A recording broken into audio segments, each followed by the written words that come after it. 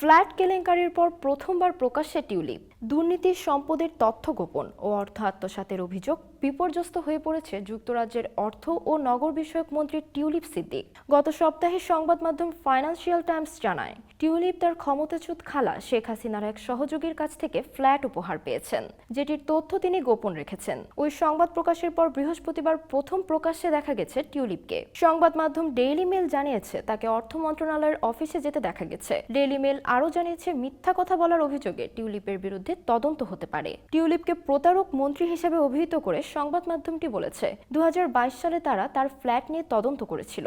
ওই সময় তারা খুঁজে পেয়েছিল এটি আসলে তিনি অন্য একজনের কাছ থেকে উপহার হিসেবে পেয়েছেন। কিন্তু তখন টিউলিপ মিথ্যা কথা বলেন যে ফ্ল্যাটটি তার বাবা মা তাকে কিনে দিয়েছেন।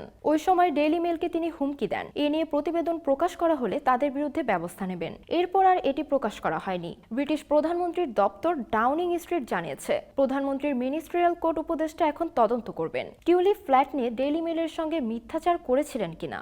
ব্যাপক চাপে পড়ার পর টিউলিপ ফ্ল্যাট নিয়ে ডেইলি মেলকে যে তথ্য দিয়েছিলেন সে অবস্থান থেকে সরে এসেছেন বলে জানিয়েছে একটি সূত্র। টিউলিপের রাজনৈতিক দল লেবার পার্টির একটি সূত্র নিশ্চিত করেছে, টিউলিপের বাবা মা তাকে ফ্ল্যাটটি কিনে দেননি। এটি আসলে কৃতজ্ঞতার অংশ তার খালার সহযোগীর কাছ থেকে উপহার হিসেবে তিনি পেয়েছেন। লন্ডনের বিতর্কিত এই ফ্ল্যাটটি নিয়ে হ্যাম্পস্টেড ও হাইগেটের এমপি টিউলিপ যুক্তরাজ্যের জাতীয় অপরাধ সংস্থার তদন্তের মুখেও পড়তে পারেন বলে জানিয়েছে ফাইন্যান্সিয়াল টাইমস। অন্যদিকে সর্বশেষ ব্রিটিশ সংবাদপত্র দ্য টাইমস সম্পাদকীয়তেও লিখেছে, দুর্নীতির বিস্তর অভিযোগ উঠায় টিউলিপ তার দায়িত্ব চালিয়ে যেতে পারেন না। রুপার্ট মারডকের মালিকানায় থাকা সংবাদপত্রটি সম্পাদকীয়তে টিউলিপকে বেছে নেওয়ার প্রধানমন্ত্রী ক্লিয়ার স্টারমারের সমালোচনাও করা হয়েছে। বুধবার 8 জানুয়ারি দ্য টাইমস লিখেছে, যুক্তরাজ্যের আর্থিক সেবা খাতের দায়িত্বে টিউলিপকে বসানোর সিদ্ধান্ত কতটা অবিবেচনাপ্রসূত ছিল তা সাম্প্রতিক সপ্তাহগুলোতে সামনে আসা অনেক প্রাসঙ্গিক কারণগুলোতে স্পষ্ট হয়ে উঠেছে। তদন্ত চলাকালে তার সরে দাঁড়ানোই উচিত হবে, তবে তদন্তে যদি তিনি নির্দোষ প্রমাণিত হন তাকে সরকার ফিরিয়ে আনার পথ খুলে যাবে।